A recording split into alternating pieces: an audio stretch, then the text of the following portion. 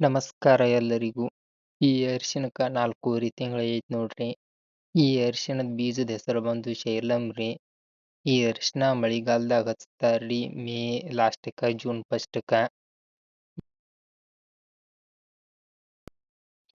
ಇದ್ರಾಗ ಅರಿಶಿಣ ಯಾವ ರೀತಿ ಇಳಿತೈತಿ ಅನ್ನೋದು ಕಾಣ್ತೈತಿ ನೋಡ್ರಿ. ಬಡ್ಡಿ ಹೆಂಗ್ ಎದ್ದೈತ್ರಿ, ಈ ರೀತಿಯಾಗಿ ಅರಿಶಿಣ ಇಳಿತೈತ್ರಿ. ಇಲ್ಲಿ ಮುಂದ್ ನೋಡ್ರಿ, ಇದು ಮರಿ ಹೆಂಗ್ ಹೊಡೆದಿದ್ದು ಗೊತ್ತಾಕೈತಿ. ಒಂದ್ ಹಚ್ಚಿದಕ್ 3 ಹೊಡೆದೈತ್ರಿ ಮರಿ ಇದಕ್ಕ. ನೋಡ್ರಿ ಇಲ್ಲಿ ಒಂದ್ ಬೀಜ ಹಚ್ಚಿದಕ್ಕ ಅದಕ್ಕ 6 ರಿಂದ 7 ಮರಿ ಹೊಡೆದೈತ್ರಿ. ಈ ರೀತಿ ಎದ್ದೈತಂದ್ರ ಅರಿಶಿಣ ತೆಳಗ ಫುಲ್ ಬಿರ್ಸಲೆ ಇಳ್ದಿರ್ತೈತ್ರಿ. ನಾವ್ ಅರಿಶಿಣ ಬೆಡ್ ಮಾಡಿ ಹಚ್ಚಿರೋದ್ರಿಂದ ಅದಕ್ಕ ಡ್ರಿಪ್ ವ್ಯವಸ್ಥೆ ಮಾಡಿದೀವ್ರಿ. ಈ ರೀತಿ ಡ್ರಿಪ್ ವ್ಯವಸ್ಥೆ ಮಾಡಿ ಇದಕ್ ನೀರ್ ಹೊಕ್ಕೈತಿ ನೋಡ್ರಿ. ಒಬ್ಬೊಬ್ರ ಡ್ರಿಪ್ ವ್ಯವಸ್ಥೆ ಮಾಡಲ್ದನು ಹಚ್ಚಿರ್ತಾರ್ರಿ. ಇದು ನಮ್ಮ ಡ್ರಿಪ್ ವ್ಯವಸ್ಥೆ ಐತ್ ನೋಡ್ರಿ. ಈ ರೀತಿಯಾಗಿ ಎಲ್ಲಾ ಅರಿಶಿಣಕ್ಕೂ ನೀರ್ ಹೊಕ್ಕೈತ್ರಿ ಇದ.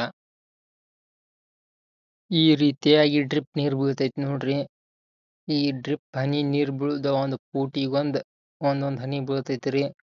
ಈ ರೀತಿ ನಾವು ನೀರ ಒಂದ್ ದಿನ ಫುಲ್ ಬಿಡ್ಬೇಕ್ರಿ. 6 ರಿಂದ 7 ತಾಸ ಲೈನ್ ಇದ್ದಾಗ. ಮತ್ತ 5 ದಿವ್ಸ ಬಿಟ್ಟು ಒಮ್ಮೆ ಬಿಡ್ಬೇಕ್ರಿ. ಹಿಂಗ 5 ದಿನಕ್ಕೊಮ್ಮೆ ಇದನ್ನ ನೀರ್ ಹಾಸ್ಬೇಕ್ರಿ. ಈ ರೀತಿಯಾಗಿ ನೀರ್ ಬೀಳ್ತೈತಿ ನೋಡ್ರಿ ಇದ.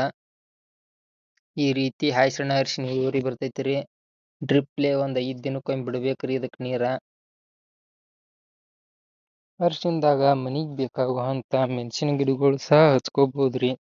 ಈ ರೀತಿ ಮೆಣಸಿನ ಗಿಡಗಳು ಹಚ್ಚೋದ್ರಿಂದ ಮನಿಗೆ ಕಾಯಿಪಲ್ಯನೂ ಆಕೈತ್ರಿ, ಎಲ್ಲಾ ತರಾನು ಆಕೈತಿ.